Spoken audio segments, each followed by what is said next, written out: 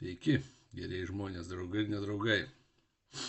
Šiandien nutiko toks keistas dalykas, gana linksmas, sakyčiau. Ateinu aš į darbą, savo troleibusų parką Viršuliškėse ir žiūriu, troleibusų aikštelėje laivas. Ir kaip jis ten atsidūrė, galvoju dabar, ir prasideda mistika. Netyčia sutinku seną Viršuliškių gyventoją, tokį seną, kuris dar Pilsudskį matė. Ir žmogus pasakoja, sako, aš irgi, sako, matau laivas ir ant jo sėdi škiperis ir pypkę rūko. Prieinu, klausiu žmogau, kaip tu čia atsiradai?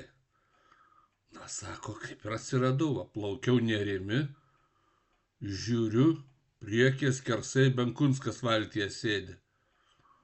Tai senukas sako, reikėjo skandint. Nu, tai matai, kur pavijau, sako škiperis. Surūko jis tą pypkę, išpila iš krato pelenų, įsideda į kišenę ir nueidamas niuniuoja senos konservatorių dainos,